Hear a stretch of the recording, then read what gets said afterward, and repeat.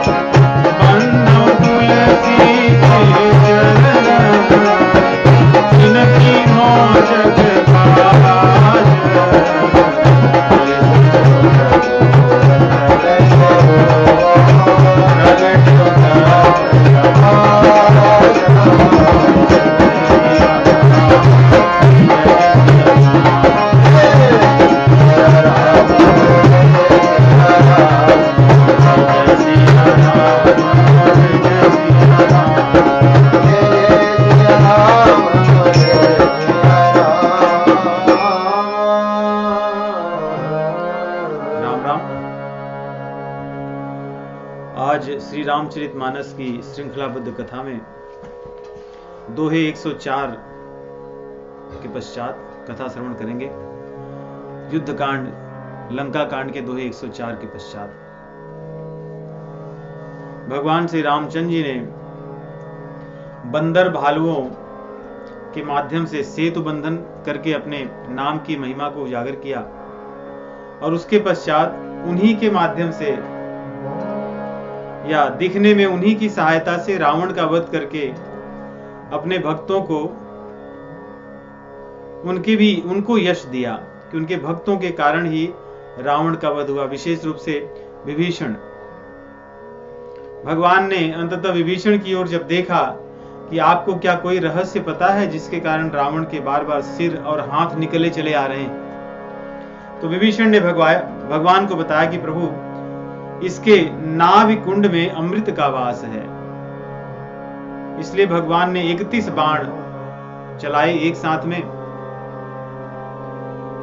10 उसके शीश को काटे, 20 उसकी 20 भुजाओं को, और एक बाण उसके नाभि में लगा और अमृत जो था वो जलकर नष्ट हो गया और रावण का वध हो गया। तो रावण वास्तव में है ऐसे ही, उसके बड़े हाथ और बहुत सिर हैं, परंतु जब तक विषय वासनाओं की जड़ में बाण नहीं लगते तब तक रावण मरता नहीं है। तो रावण तो मर गया, फिर आगे किस प्रकार भगवान श्री रामचंद्र जी अपनी लीला का विस्तार करते हैं उसका हम श्रवण करेंगे। श्री रामचंद्र जी के बाणों ने रावण की भुजाओं को और उसके शीश को मंदोदरी के पास ले जाकर के रख आए। मंदोदरी ने जब देखा तो व्याकुल होकर गिर पड़ी और उसके साथ साथ रावण की अन्य जो पत्नियां थीं वे सब भी व्याकुल हो गईं और व्याकुल होकर के गिर जाती हैं। एक दूसरे को समझाती हैं और रोती भी हैं, अपने आप को संभाल नहीं पाती। उरताड़ना करही विधि नाना, रोवत करही प्रताप बखाना। रावण के प्रताप का वर्णन कर करके रो रही हैं, एक दूसरे को सांत्वना दे रही हैं और कह रही हैं कि हे नाथ, तव बलनाथ डोलनीत धरनी, तेजहीन पावक ससी करनी। आपके चलने से ये पृथ्वी डगमगाती थी, लोकपाल डरते थे, कुबेर डरते थे, देवता लोग आपकी सेवा में सदैव करबद्ध खड़े रहते थे। सूर्य और चंद्र का तेज आपके तेज के सामने कुछ भी नहीं था, फीका था। परंतु आज आपसे कोई नहीं डर रहा है। इस प्रकार उसके प्रताप का वर्णन करके कहती हैं कि तुम्हारे प्रताप को तो सभी जानते थे, परंतु तुम्हारे अंदर एक ही कमी थी, वो थी राम विमुख। मंदोदरी देखिए अपने पति की वास्तविकता का वर्णन कर रही है कि रावण से भयभीत तो सभी थे, बल में उसके समान कोई नहीं था, बुद्धि में भी कह सकते हैं कोई नहीं था, सर्वत्र उसका साम्राज्य फैला हुआ था, परंतु एक ही कमी थी कि वो राम से विमुख था। और राम जी के विमुख का परिणाम क्या है? कि राम विमुख अस हाल तुम्हारा,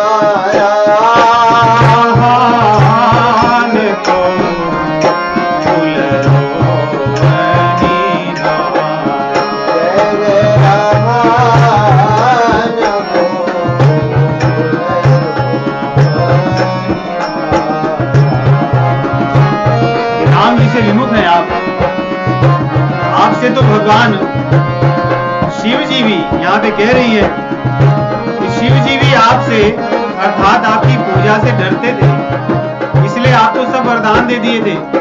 ब्रह्मा जी भी आपके सम्मुख नतमस्तक होकर आपको वरदान दिए थे। देवता तो भयभीत रहते थे, परंतु आज आपको सियार और गीदड़ खा रहे हैं, वे भी आपसे नहीं डर रहे हैं। इसके पीछे एक ही कारण है कि भगवान की विमुखता है।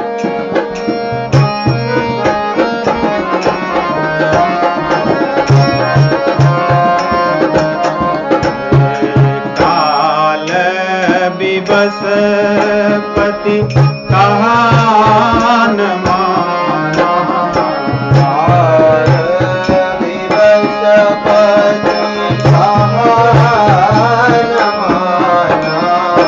अग जगन्नाथ मनुज करि जाना, अग जगन्नाथ करि जाना।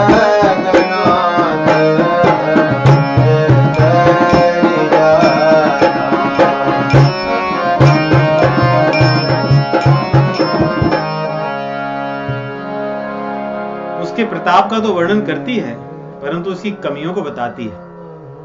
देखिए यही है, सब कुछ हो परंतु भगवान से हम विमुख हो तो सब कुछ रहकर भी नहीं के बराबर है।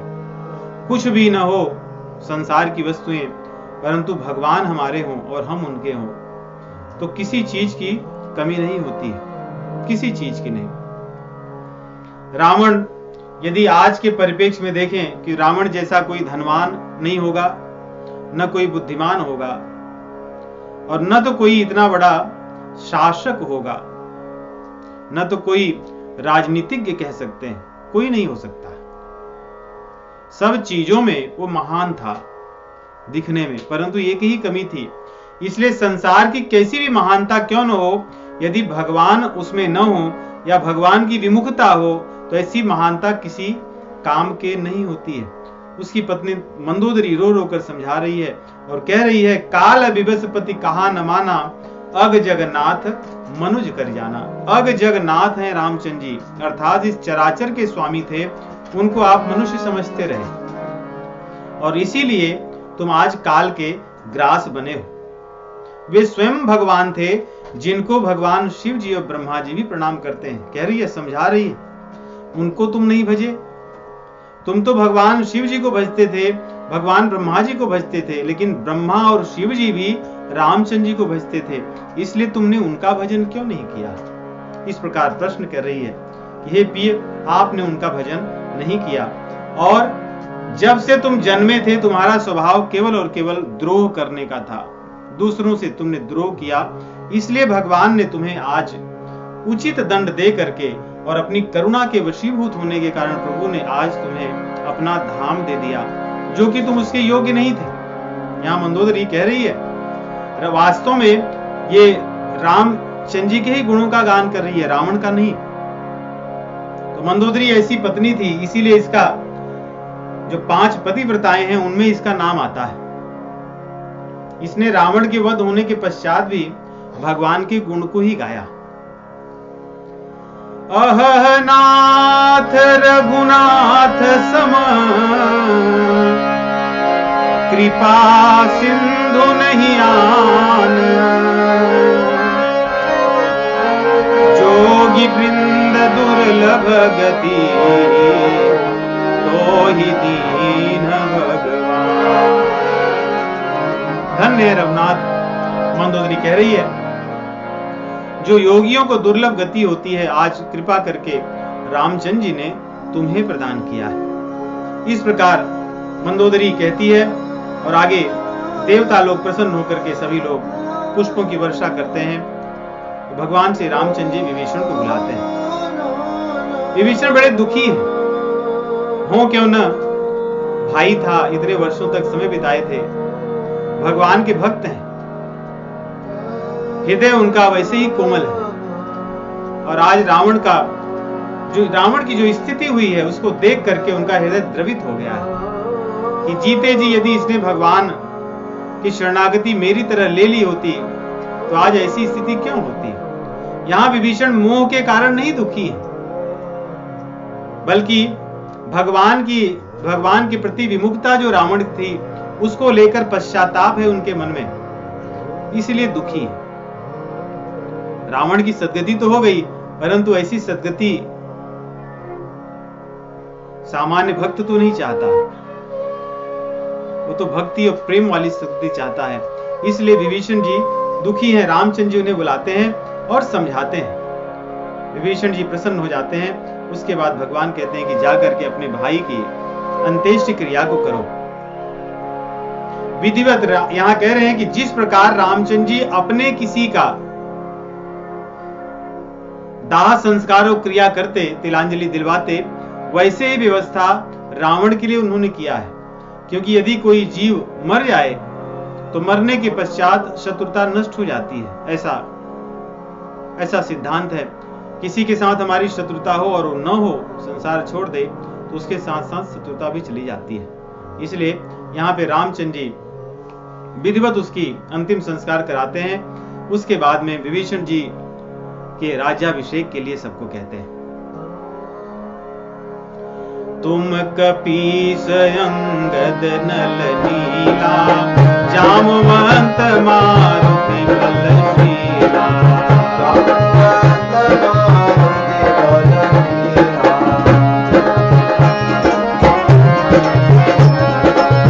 भगवान अपना स्वयं को छोड़कर बाकी सबको भेज रहे हैं। सुग्रीव, अंगद, जामुन जी, नल नील, हनुमान जी, सभी लोगों को बुला रहे हैं और कह रहे हैं आप लोग जाकर के विभीषण का राज्याभिषेक कराइए। मैं नहीं आऊंगा क्योंकि पिताजी की आज्ञा के कारण मैं नगर में नहीं प्रवेश कर सकता। कैसे मर्यादा पुरुषोत्तम हमारे रामचंद्र जी पिताजी की आज्ञा को नहीं छोड़ सकते, जबकि वनवास अब पूरा हो चुका है। परंतु जब तक अयोध्या नहीं जाएंगे तब तक उस व्रत का निर्वहन करेंगे। सब मिल जाओ विभीषण साधा, सारे हो तिलक कयो रघुनाथा। पिता वचन में नगर में आओ, आप सहित कभी अनुज प्रभाओ।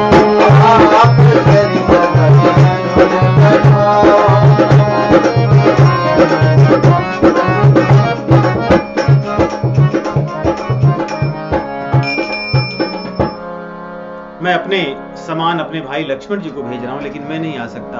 सभी जाते हैं। विभीषण का विधिवत राज्याभिषेक होता है। उसके बाद में रामचंद्र जी हाथ जोड़ करके सबको अपनी कृतज्ञता ज्ञापित करते हैं। सोचिए, रामचंद्र जी के प्रति सभी की कृतज्ञता होनी चाहिए, परंतु भगवान यहाँ सबके प्रति कृतज्ञ हैं कि आप सब ने मिल करके मेरी इतनी सेवा की है। कि ये सुखी कही बानी, सुधा सम बल तुम्हारे रिपुहयो, पायो विभीषण राज जस तुम्हारो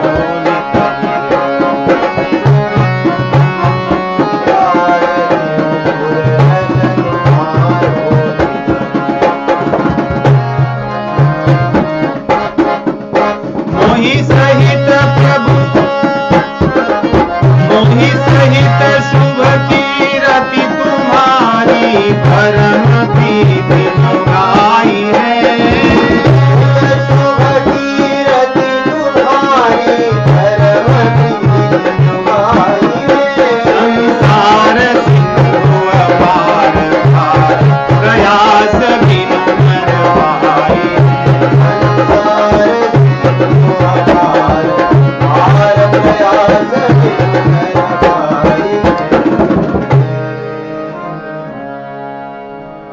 रामचंद्र जी बंदर भालुओं को कह रहे हैं कि तुमने इतना सब मेरी सेवा की है, जिसके कारण आज विभीषण को भी राज्य मिला है। अपनी बात तो भी नहीं कह रहे हैं। विभीषण जी को जो राज्य मिला है वो बंदर भालुओं की कृपा है। और मेरा, रामचंद्र जी कह रहे हैं कि मेरे और इन बंदर भालुओं के यश का जो गान करेगा, बिना प्रयास से ही वो भव सागर को तर जाएगा। ये है हमारे प्रभु जो अपने भक्तों को कभी भी नहीं बिसराते। हम उनके लिए यदि इतना करते हैं तो रामचंद्र जी इतना करके मानते हैं।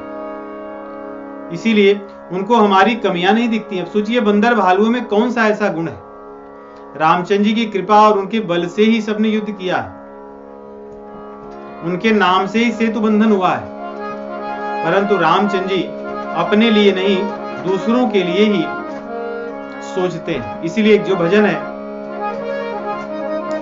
करते हैं मेरे राघव, करते हैं मेरे राघव, तेरा नाम हो रहा है,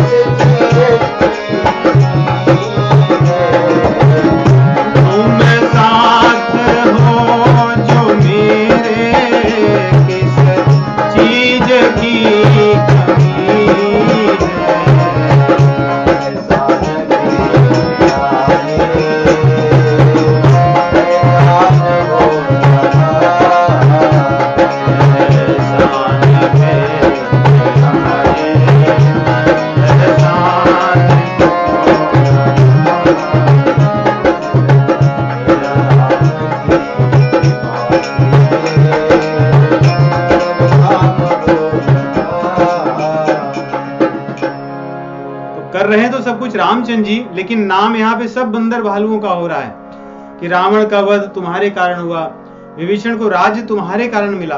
और इतना ही नहीं, रामचंद्र जी ये भी कह सकते थे कि मेरा जो ये यशोगान करेगा वो भवसागर से तर जाएगा। वो ऐसा नहीं कह रहे हैं, कह रहे हैं इन बंदर भालुओं के साथ जो मेरा यशोगान करेगा वो भवसागर से तर जाएगा। ऐसे करुणा सिंधु कृपा निधान रामचंद्र जी हैं। सभी बंदर भालुओं का इस प्रकार उन्होंने प्रशंसा की, उनके प्रति कृतज्ञता अपनी व्यक्त की। सभी बड़े प्रसन्न हुए और रामचंद्र जी के शब्दों को सुनकर अघा नहीं रहे, तृप्ति नहीं रही है कि धन्य है हमारे भगवान। उसके बाद सभी व्याकुल थे, जिसके लिए सब कुछ हुआ जानकी माता जी के अपहरण के कारण।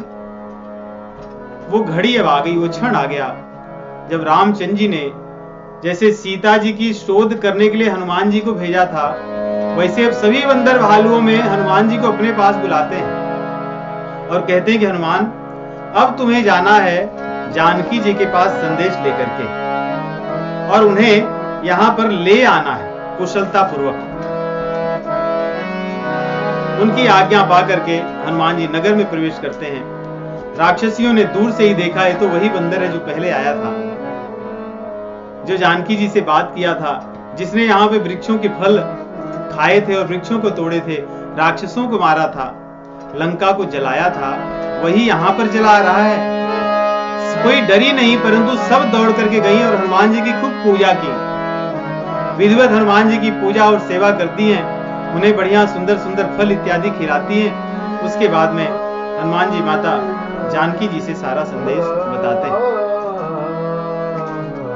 देखिए कितना सुंदर संदेश बता रहे हैं। हनुमान जी की बुद्धिमत्ता देखिए, संदेश का जो क्रम है वो बड़ा महत्वपूर्ण है।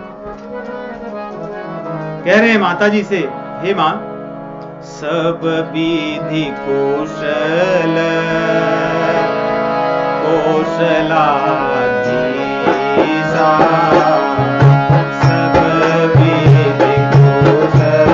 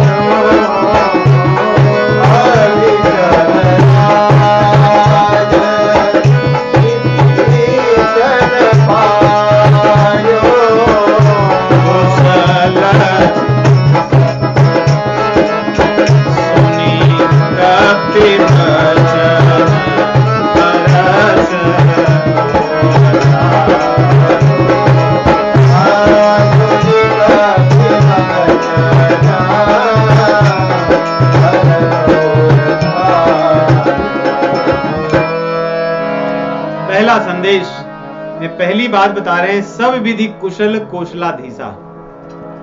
जानकी माता जी के लिए सबसे महत्वपूर्ण है कि रामचंद्र जी कुशल पूर्वक हैं या नहीं। मान लो युद्ध जीत लिए, रावण का वध हो गया और रामचंद्र जी कुशल पूर्वक नहीं है, तो इस युद्ध से जानकी जी को क्या प्रसन्नता होगी।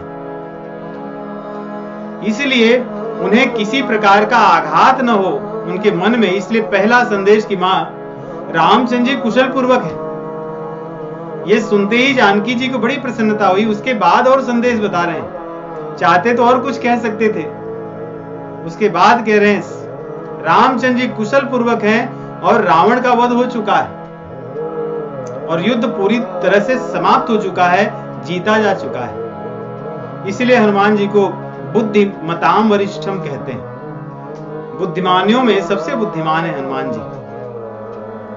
माता जानकी बड़ी प्रसन्न होती है।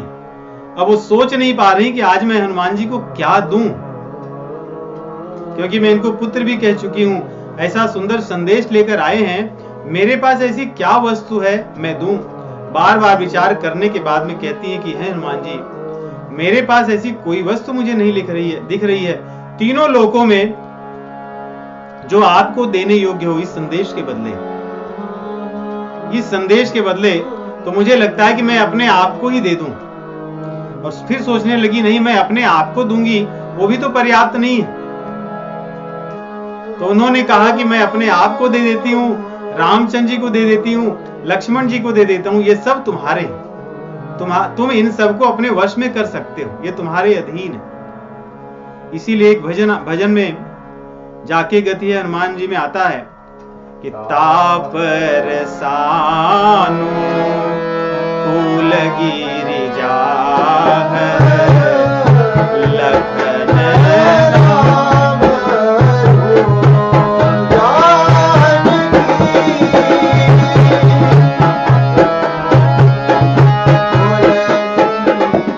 तापर सानुकूल गिरिजाहर लखन राम और जानकी।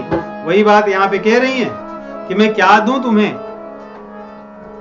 दोहे में कहते हैं कि सुन सुत सद्गुण सकल तब हृदय बसो हनुमंत, तुम्हारे हृदय में सभी गुण सदैव बसे रहें। और सानुकूल कौशलपति रामचंद्र जी रहूं समेत अनंत, लखन सहित रामचंद्र जी सदैव तुम्हारे अनुकूल रहें।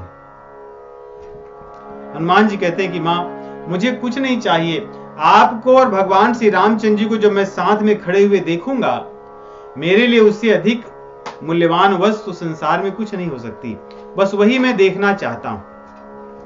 इस प्रकार हनुमान जी संदेश कहते हैं और लौट आते हैं।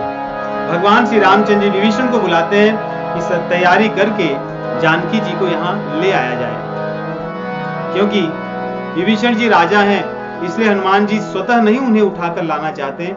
विभीषण जी जिस विधि से उन्हें ले आना चाहते हैं, हनुमान जी चाहते वे उस विधि से ले आए। तो इसलिए देखिए, यहाँ पे रामचंद्र जी कहे थे कि जाकर के उनको समाचार सुना करके आ जाओ, हनुमान जी ने उतना ही किया, बस समाचार सुनाए चले आए। अब विभीषण जी लेकर के आएंगे। विभीषण जी देखिए क्या कर रहे हैं, कैसे ले आ रहे हैं। विभीषण जी सभी लोगों को बुलाते हैं जो सेविकाएं होती हैं और उनको शिक्षा देते हैं, पूरी तरह से उपदेश देते हैं कि जानकी जी को किस प्रकार कैसे उनकी सेवा करके उन्हें ले आनी है, उनको रानी की तरह ले आना है सब प्रकार से। बेगी विभीषण तिनहि सिखायो, बेगी दिन बहु विधि मजन कर भायो,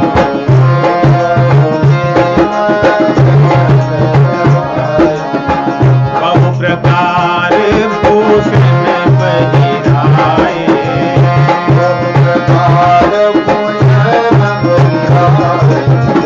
श्री का रुचिर साज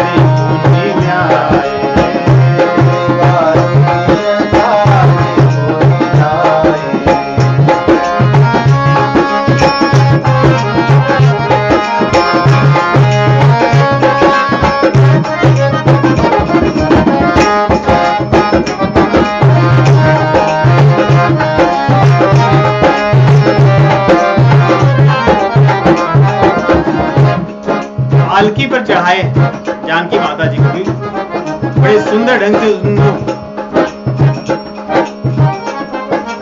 राजाओं की तरह, राजाओं के यहाँ जैसे होता है, उन्हें स्नान कराकर सुंदर वस्त्र और आभूषण प्रदान किए हैं, पालकी में बैठाए हैं।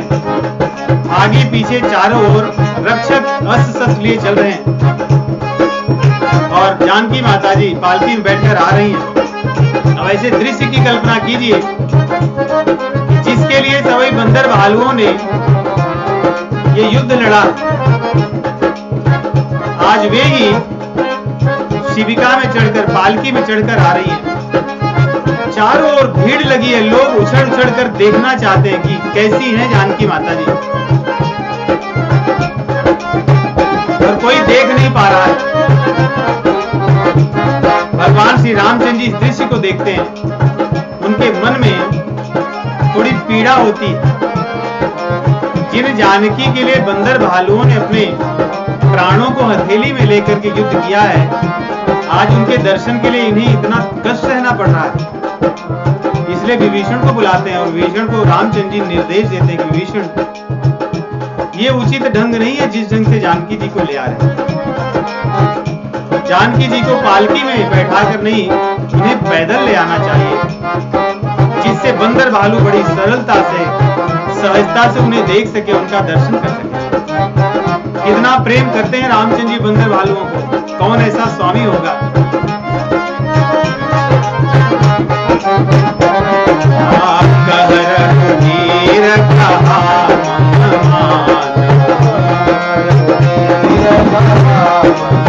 ऐसा लग रहा है कि रामचंद्र जी जब कहे विभीषण से, तो विभीषण जी बोले नहीं प्रभु, यही अच्छा लग रहा है, क्योंकि वे राजा हैं, उनकी इच्छा है कि जानकी जी को जो राजकीय सम्मान है उसके साथ लाया जाए।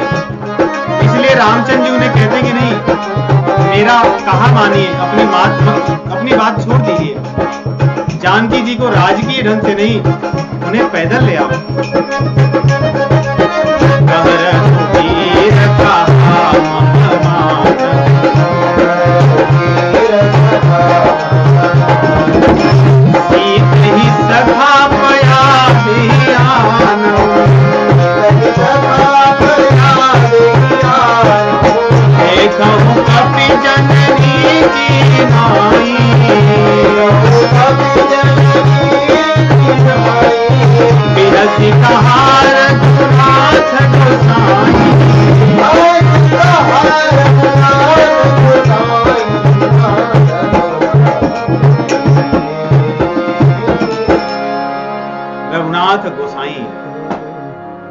देखिए, अपना काम हो जाने पर व्यक्ति का स्वभाव कैसा बदल जाता है। इसलिए रामचंद्र जी की जो यहाँ पर इच्छा है और जो उनके लिए शब्द गोस्वामी जी प्रयोग किए हैं, कह रहे हैं रघुनाथ गोसाई। रामचंद्र जी एक तो रघुनाथ हैं, ये सभी जीवों के नाथ हैं। कोई छोटा सा नाथ बन जाए, राजा बन जाए, तो किसी को कुछ नहीं समझता, लेकिन यहाँ पे रघुनाथ होकर भी गोसाई हैं, इन्हें अपनी इंद्रियों पर नियंत्रण है। भले जीत चुके हैं ऐसा बड़ा युद्ध, आज तक कोई नहीं हुआ होगा ऐसे युद्ध को जीते हैं, फिर भी उनकी इंद्रियां उनके वश में हैं। कह रहे हैं कि मेरी जानकी को पालकी पर बैठा कर नहीं, उनको पैदल ले आओ, क्योंकि इन बंदर भालुओं की वो महारानी नहीं है, इन बंदर भालुओं की वो माँ है। तो माँ की तरह आए, माँ पालकी पर चढ़कर नहीं, माँ पैदल आए, जिससे बंदर भालू देखकर उन्हें प्रसन्न हो जाएं, अपने नयनों को आज आनंदित कर सके, जिसके लिए इन्होंने इतने दिनों तक युद्ध किया है। जानकी जी पैदल आती हैं, बीच मार्ग में ही रामचंद्र जी रोकते हैं और कुछ बातें कहते हैं जो थोड़ी कड़वी लगती हैं सभी को, अन्य लोगों को, जानकी जी को नहीं लगती, परंतु जो लोग सुनते उन्हें कड़वी लगती है। जो राक्षसियां आई थी उनकी सेविका बन के उन्हें कड़वी लगती है। बात क्या है? रामचंद्र जी कहते हैं कि तुम्हें अग्नि परीक्षा देना होगा। ये भी बात हम लोगों ने सुना है नहीं, अग्नि परीक्षा। वास्तव में अग्नि परीक्षा को सही ढंग से हम समझते नहीं है। यह अग्नि परीक्षा नहीं है, अग्नि से सीता जी को लेना है। जब पंचवटी में रामचंद्र जी आए थे, उस समय एक दिन जब लखन भैया नहीं थे, वन में पुष्प इत्यादि लेने के लिए गए थे, तो जानकी जी को अकेले में भगवान कुछ बातें रहस्य वाली बताते हैं, गुप्त बातें।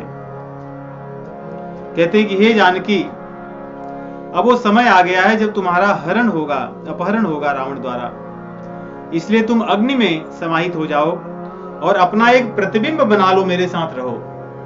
रावण आकर उस माया की सीता प्रतिबिंब का ही अपहरण करेगा, और जब युद्ध हम जीत जाएंगे उसके बाद अग्नि में से तुम पुनः प्रकट हो जाना।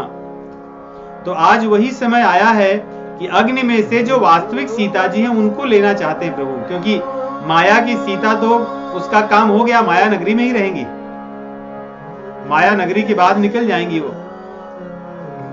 परंतु अन्य लोग जब सुनते हैं कि रामचंद्र जी कह रहे हैं कि अग्नि परीक्षा, उन्हें अच्छा नहीं लगता।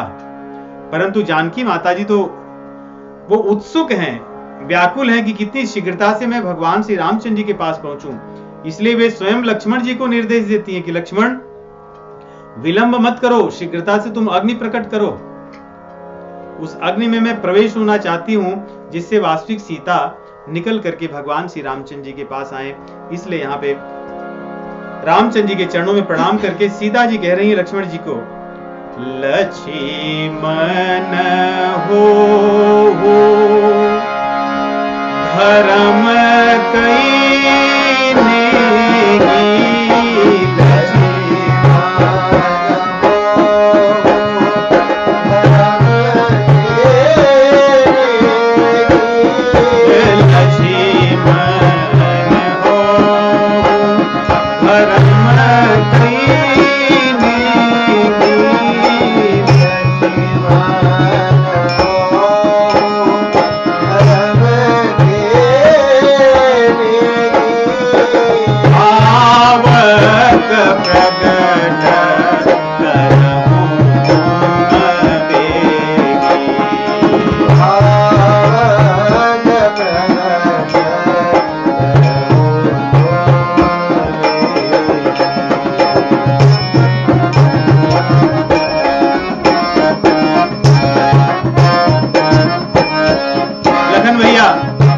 करते हैं। उन्हें यह रहस्य नहीं पता है वास्तव में, वे धर्म के अनुसार विचार करके मन में सोचते हैं कि ठीक है, सही बात है, मैं अग्नि प्रकट करता हूं, लेकिन उनके नेत्रों में अश्रु आ गए हैं। ये कितना कठिन समय है, क्योंकि उन्हें ये बात नहीं पता थी कि जानकी माता जी अग्नि में समाहित हुई थी आरंभ में, जब रामचंद्र जी ने कहा था प्रिया सोना हो प्रिया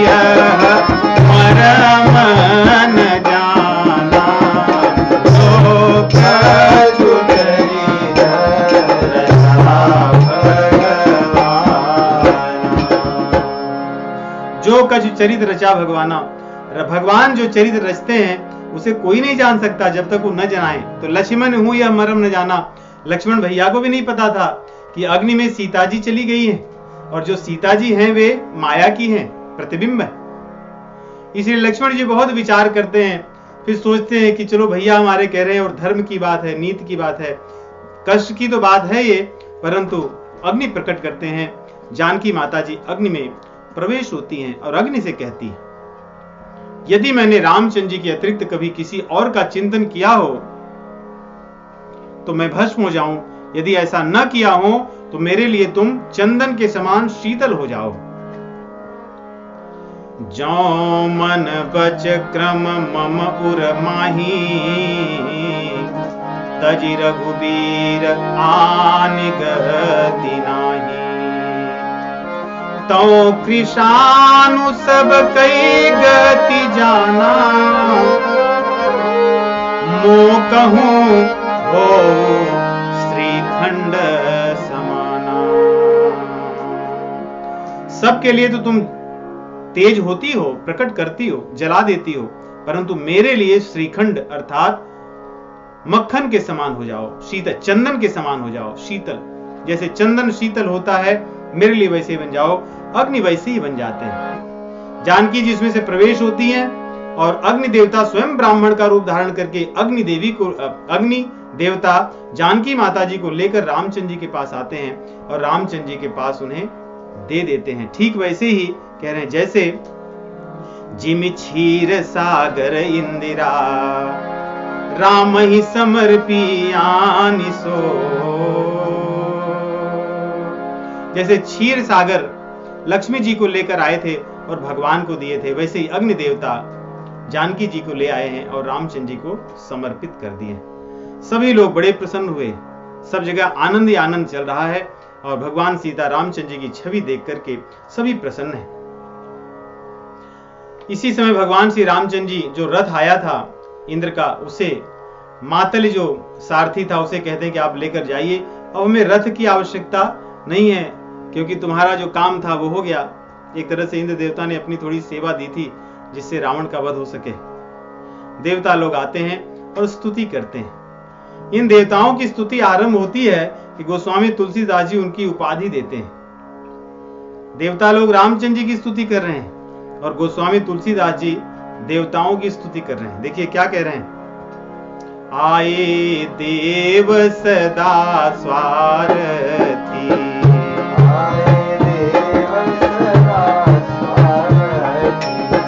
आए देव सदा स्वार्थी,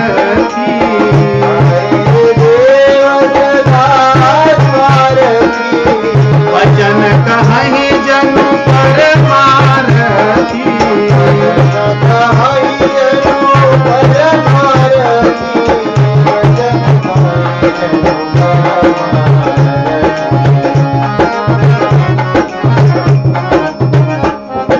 हैं तो ये सदैव स्वार्थी, लेकिन इनके वचन ऐसे लग रहे हैं बड़े परमार्थी लोग हैं।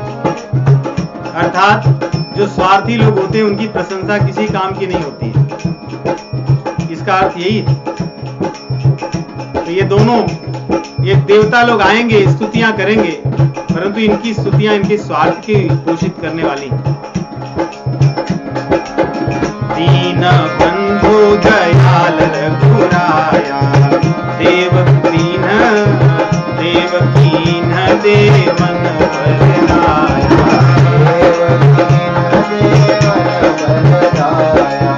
विश्वद्रोह हृदय खल कामी, निजय हृदयं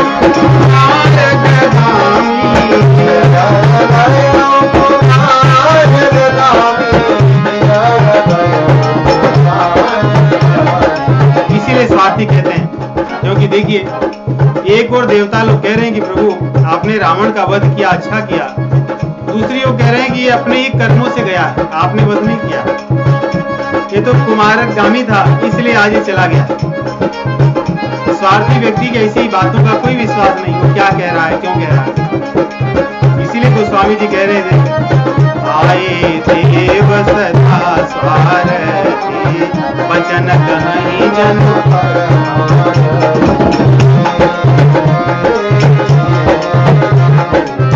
देवता लोग रामचंद्र जी की बड़ी विस्तृत स्तुति करते हैं और यहाँ पे अवतारी रामचंद्र जी की गुणों का गान कर रहे हैं।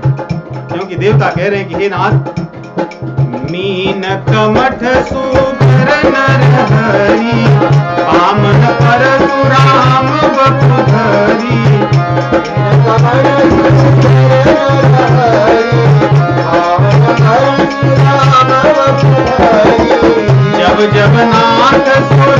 सुख पायो, नाना तनु धरि तुम ही बसायो।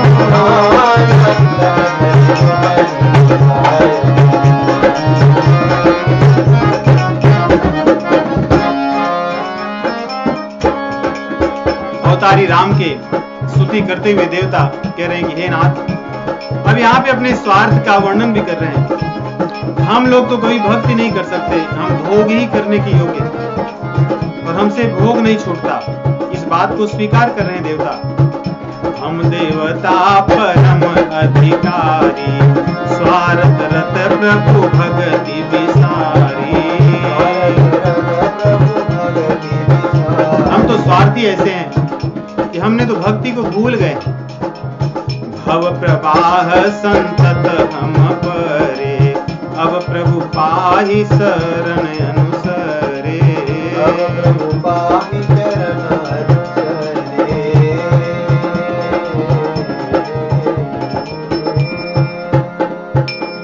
जाते जाते उन्होंने कहा कि हे नाथ, हम बड़े स्वार्थी हैं और स्वार्थ परायण होने के कारण हम विषयों में लगे और आपकी भक्ति को हम भूल गए, इसलिए हम पर कृपा कीजिए। हम लोग भव प्रवाह में पड़े हैं। कई बार ऐसे प्रश्न होता, हमें याद नहीं कि किसने किया था। देवता लोग भी भव सागर में ही पड़े हैं। ये भव प्रवाह में जो 84 लाख की योनियां हैं उसी में है, उससे अलग नहीं।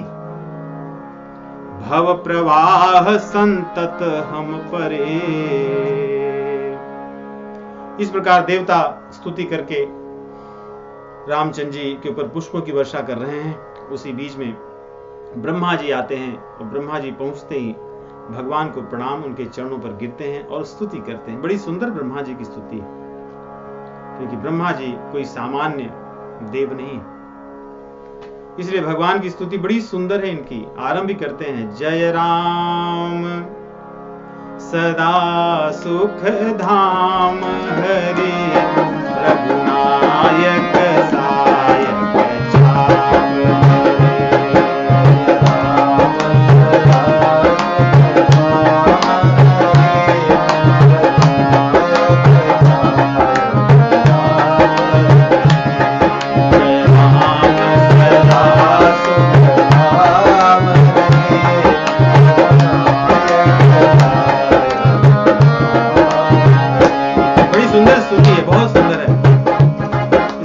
बड़े अच्छे गुणातीत भगवान के गुणों का वर्णन करते हैं, परात्पर परब्रह्म भगवान का वर्णन करते हैं।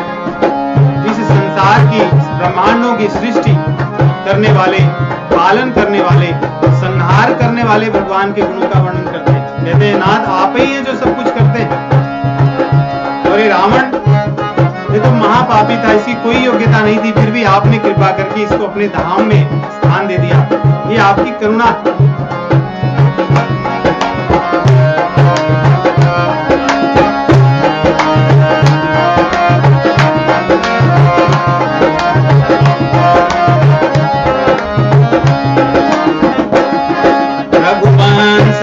भूषण भूषण हा कृत भूप विभीषण दीन रहा।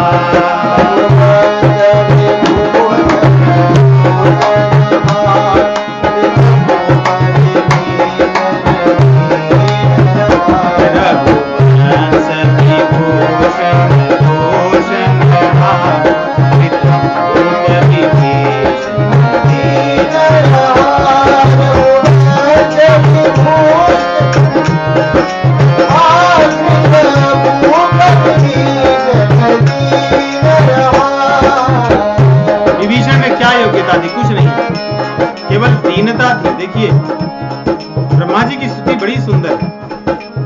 इस स्तुति में सब कुछ समाहित है। रामचंद्र जी दीनों को प्रेम करते हैं। कहते हैं विभीषण में क्या ऐसी योग्यता थी? कुछ नहीं थी, बस दीनता थी, जिसके कारण आज वो राजा बना हुआ है। और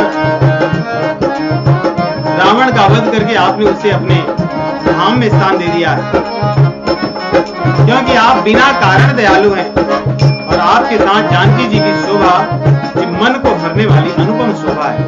इसलिए हे नाथ दीन दयाल हितम धाम नमामि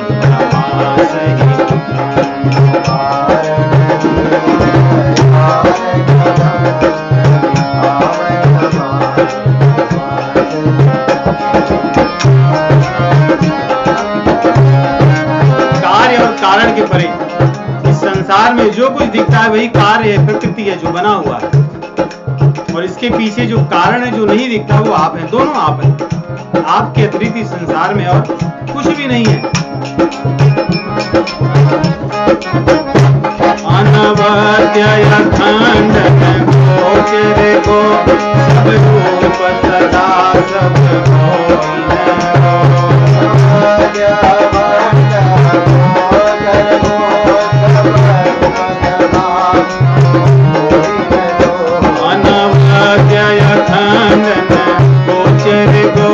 सब रूप सदा सब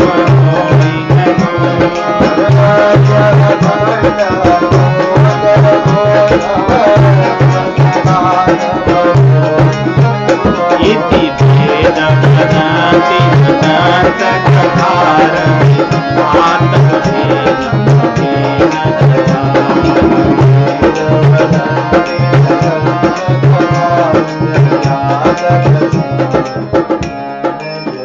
ये पंक्ति बड़ी सुंदर है और बड़ी सैद्धांतिक है। अनवद्य अखंड न गोचर गो सब रूप सदा सब होई न गो। आप तो अनवद्य हैं, अनिंद्य हैं, आपकी निंदा नहीं हो सकती, आप में कोई दोष नहीं है, आप हमारी आंखों के सामने नहीं आ सकते, दृष्टिगोचर नहीं हो सकते, ये भी बात सही है। आप सब रूप में हैं, नहीं हम जानते हैं कि सब जगह सीय राम में सब जग जानी, कि भगवान सब में है, सब कुछ भगवान रूप ही है। लेकिन यहां ब्रह्मा जी कह रहे हैं सब कुछ भगवान रूप तो है, लेकिन सब कुछ भगवान नहीं है। नहीं, तो गधा भी भगवान रूप है, लेकिन हम गधा को जाके नहीं इसको पैर पड़ेंगे, इसको आरती उतारेंगे नहीं, उसको दंडवत प्रणाम कर रहे हैं। सांप भी भगवान का ही अंश, भगवान के अंश से ही बना हुआ है। इस प्रकृति में सब कुछ भगवानमय है, परंतु सब कुछ भगवान नहीं, भगवान तो आप ही। ये भेद अवश्य हमें जानना चाहिए। इसी को भगवत गीता में जो भगवान कहते हैं कि सुनि चैवे सुपाके च पंडिताः समदर्शिनः, कि जो पंडित होता है वो सब में समान रूप से भगवान को देखता है। वहां पे दर्शी बोले, दर्शी मतलब देखना, वर्तन करने के लिए नहीं बोले, व्यवहार करने के लिए। कि जैसे हमें माला फूल चढ़ाना है तो हम सिंह को भी चढ़ा दिए, कुत्ते को भी चढ़ा दिए, और गाय का गोबर पवित्र है तो हम कुत्ते के भी मल मूत्र को पवित्र मानने लगे। ये वर्तन नहीं है, ऐसा व्यवहार नहीं। लेकिन दर्शन हो कि भगवान सब में है, परंतु व्यवहार सबके साथ भगवान के जैसा नहीं हो सकता। तो इस प्रकार ब्रह्मा जी इस बात को कहते हैं कि सब रूप तो आप हैं, परंतु आप सब आप नहीं है। आप सब हैं लेकिन सब आप नहीं है।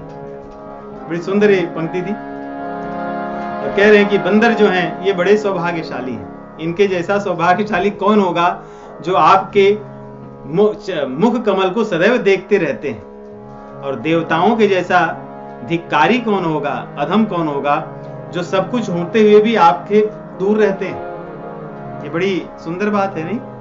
और सामान्यतः भोगी व्यक्ति देवताओं की उपासना में लगा रहता है, लेकिन देवताओं के पिताजी देखिए क्या कह रहे हैं यहाँ पे ब्रह्मा जी।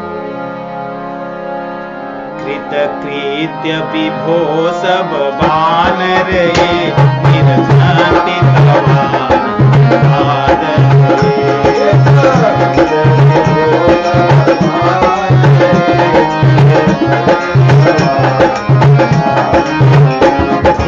जीवन देव शरीर तो भक्ति भव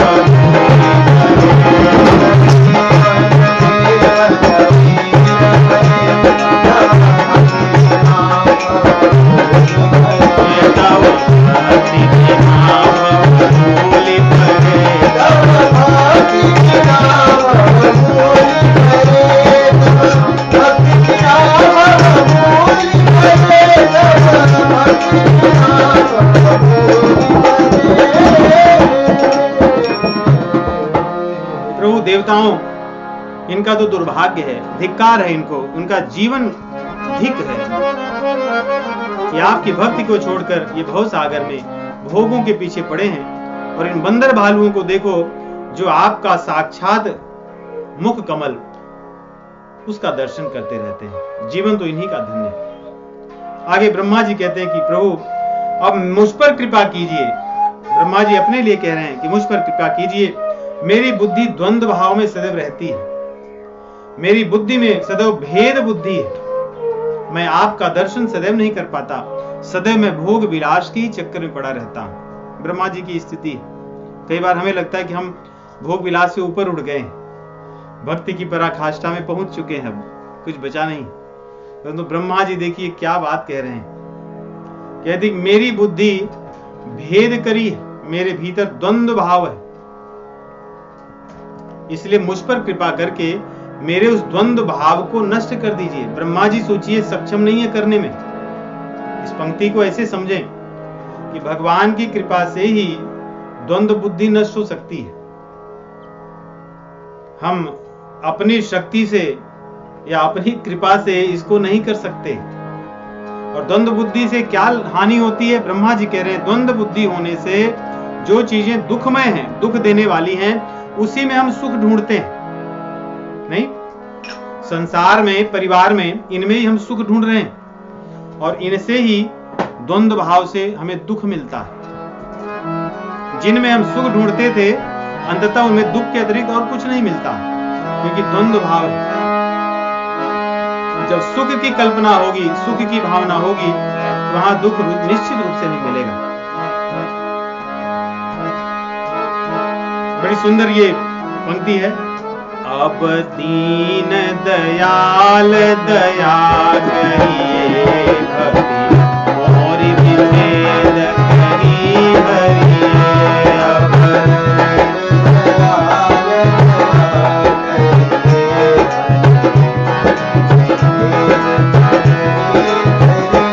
अब दीन दयाल दया करिए, मोर विभेद करी हरिए।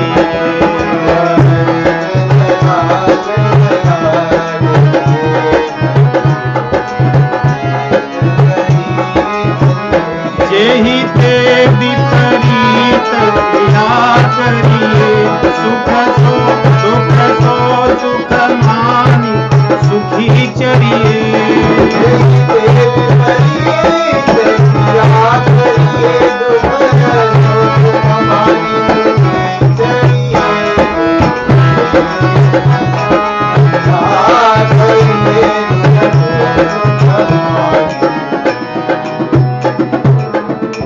इसलिए नाथ कृपा करके अपने चरण कमलों में मुझे प्रेम प्रदान कीजिए, यही प्रार्थना करते हैं ब्रह्मा जी।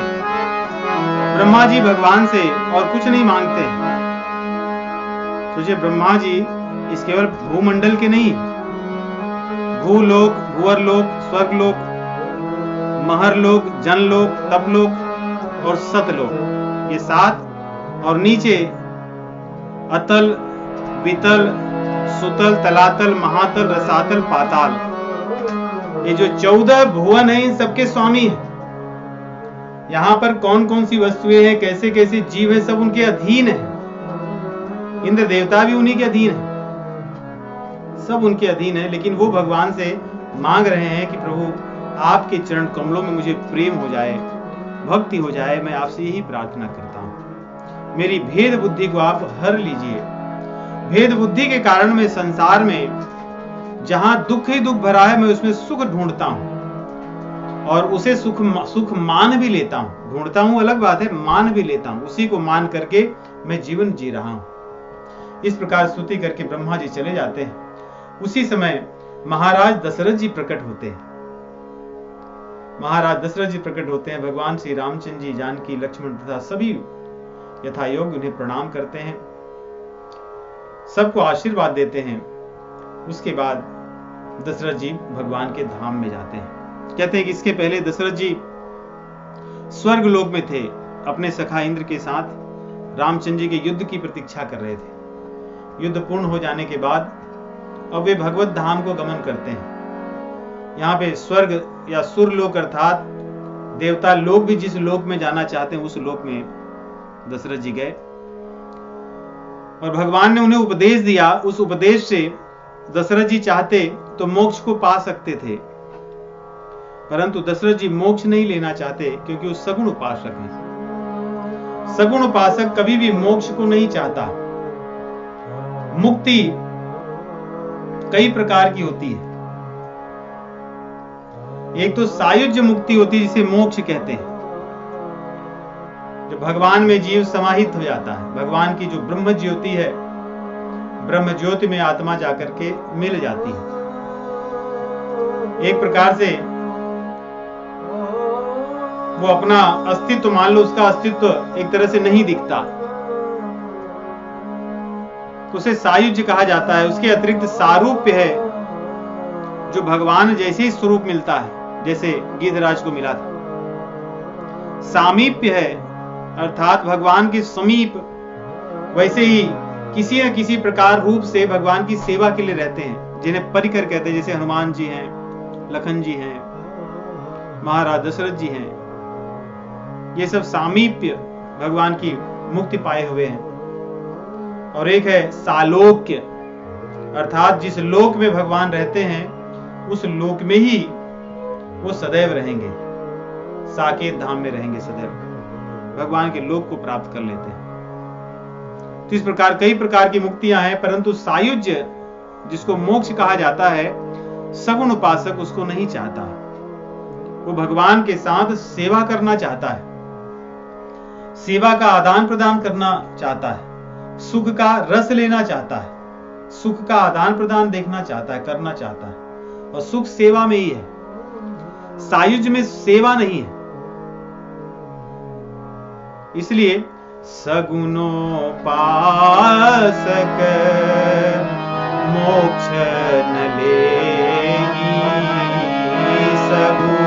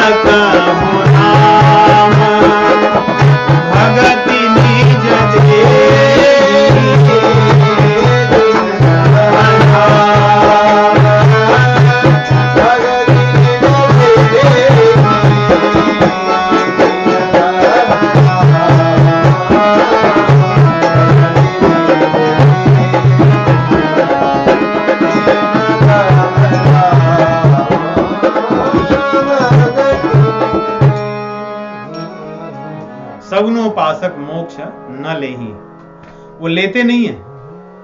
फिर रामचंद्र जी उनको क्या देते हैं? अपनी भक्ति देते हैं, निज भक्ति देते हैं। इसलिए वैष्णवों को मोक्ष की कभी इच्छा नहीं करनी चाहिए, क्योंकि यदि मोक्ष की इच्छा करते हैं तो वे वैष्णव नहीं है, तो सगुण उपासक नहीं है।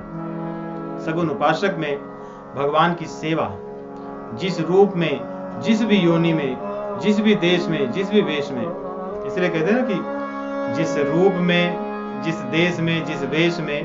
और कुछ भजन है, और राधा रमण राधा रमण राधा रमण कहो, कि जिस देश में, जिस वेश में, जिस हाल में रहो, जिस देश में, जिस हाल में रहो, राधा रमण राधा रमण सीतारमण सीतारमण सीतारमण, देश में देश में हाल में सीता